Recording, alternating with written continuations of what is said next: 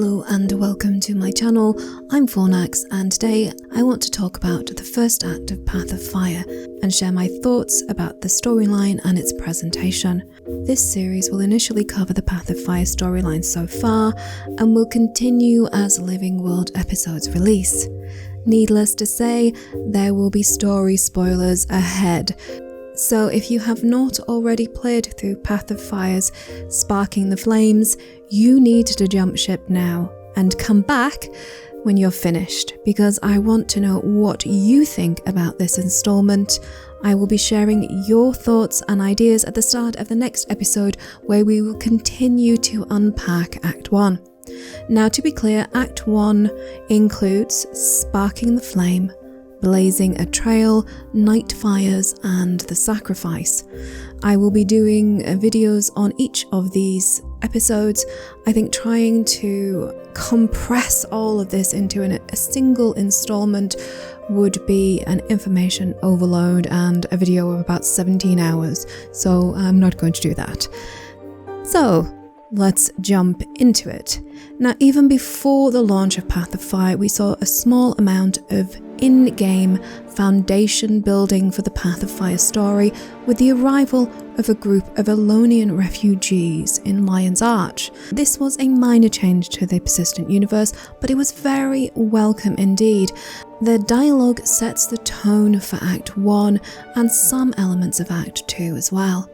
Ideally, I would have loved to have some Path of Fire pre-events, interactive events, adventurous events before the launch, but I'm happy the devs took the time to establish the story in some way in the universe.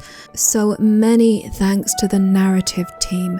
We Lawhounds really do appreciate your efforts. So the story in earnest begins in Lion's Arch with the prologue episode. And here we meet Captain Ellen Keel. Now, Keel is a member of the Captain's Council, which is the ruling body of Lion's Arch. This character played a prominent role in Season 1 storyline, but was largely absent from Heart of Thorns and Season 3 of The Living World. Her role here is to offer our hero assistance. She is trying to help the Elonian refugees who have survived their journey out of the Crystal Desert, and she lends us her airship so we can travel to the Amnoon Oasis. Now, there are a few things that stand out in this episode for me, but the most prominent one is the brilliant tongue-in-cheek interactions with the omnipresent Taimi. It's refreshing there is acknowledgement of her extensive ego by Taimi herself. This interaction humanizes her greatly and helped me warm to the character much more. There are other fun interactions here too, many of which set a much lighter note for the beginning.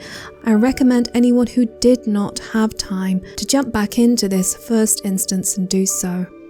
Personally, of all the NPCs shown, I hope to see Ogden Stonehealer coming up in the Living World episodes to follow. Now, I am just a fangirl of the dwarves, and I am always hoping to see new story and lore for this long-lost race. Whether we will or not, I don't know. All the story predictions I have ever made have been completely and utterly wrong.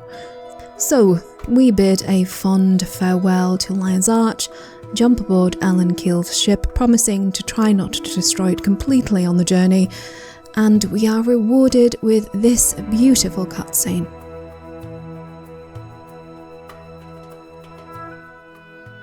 I understand the devs had to battle with their own game engine to pull this sequence off, and I for one am very grateful they did. It gave our arrival in the Crystal Desert some real cinematic flair, and of course the falling pyramid too was just brilliant. It really made me feel like I was part of a living, breathing world.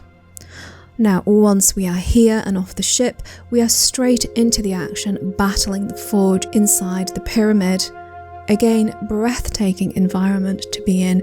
Now, the Herald was the first boss type encounter we have, and it really does set the tone for the rest of the story to come. We are here trying to help, but some things are just beyond our control. We cannot stop this creature from killing innocent people. All we can do is fight on and keep going in the face of such brutality. The story team have really embraced this kind of hard-hitting narrative style, from the dramatic fall of the Pact invasion of Maguma to the death of Erstogolkin. They are not afraid to tell a story which acknowledges the vicious and bloody nature of conflict. Back to the story. We manage to drive off the Forged, and the Herald retreats, but in their wake is nothing but destruction and misery. It's at this point we unlock one of the new features in the expansion, mounts, and more specifically the Raptor. Now, despite all the controversy swirling about the community today, I think most players would agree that the introduction of mounts was fantastic. I have played many MMOs, and almost all of them have some kind of speed boosting mount and or vehicle, and I can say without hesitation, I have never had as much fun just moving around in a game before. They are not only exquisitely rendered and lovingly rigged, they have their own unique personalities and are a vital and intricate part of gameplay and exploration. The devs deserve nothing but praise for the implementation of these marvelous beasts. No matter what you think about the loot box nature of the optional skills, which is a fair and valid discussion to be had, I think most will agree that mounts have enriched the game no end. So, we get our Raptor puppy hybrid, and help the villagers to unpath of fire their homes. And then we're off again, heading to Amnoon. Now this is where Rytlock and Kingspear re-enter our lives and the story, and there is a real getting the band back together vibe, because we have not seen our guildmates for quite some time. If you recall, Rytlock had been escorted to the Black Citadel before we even headed to the Fire Island chain, and Cass went AWOL after Balthazar was unmasked at Ratanovus.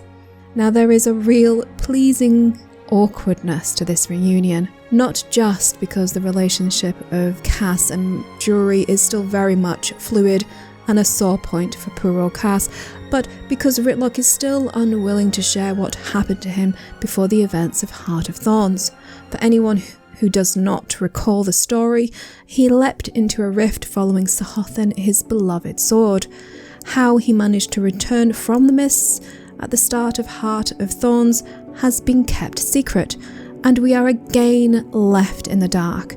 Now, how he even managed to acquire the ancient blade is still a mystery unto itself. Sahothan was the sword of Prince Rurik and was last seen at the dead prince's side on the Fire Island chain some 250 years ago during the events of the Flameseeker prophecies. So that's a mysterious sword, and we still don't know how he got it. Now this relic has often been a point of contention between Rytlock and his bromancing buddy Logan Thackeray. But I digress, let's get back to the narrative. The environmental art and storytelling here is just breathtaking. The scale and detail found in these new maps makes them a joy to inhabit.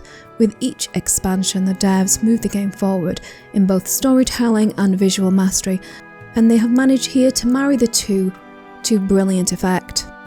Of course, we still can't interact with chairs in any meaningful way after 6 years, and yes, perhaps this is a petty and extremely minor complaint, but I am an RPer at my core, and I still hold out hope that they will fix this at some point in the future. I just want to be able to sit down in a chair. Please. Anyway, jumping off my tangent and getting back to the story, the narrative team have managed to relay the threat to the people of Alona, the ruthless nature of the Forged, and how poorly the refugees in Alona are being treated in very short order. So the foundation of the tale is laid, and at this point in my first playthrough, I was like a kid at Christmas. All my presents were there, just waiting to be opened, and I had a new puppy to play with. I was a very happy teddy bear. Now, if you were paying attention to the story All the hooks to keep you engaged and playing into the small hours were there, and I certainly did play into the small hours. And even for players who were not that interested in the story, they had a new way to explore the world and an entire expansion worth of content to devour. So as beginnings go, I think this was a great one. Now that's just my opinion, so please let me know what your highs and lows at this point of the story were in the comments below. I will be featuring some of your replies in the next installment of my Path of Fire story review. Now I want to thank my patrons for their continued support and dedication. I could not make the content I do without it, and I can never thank you all enough. Please give this video a thumbs up if you liked it, and a thumbs down if you didn't.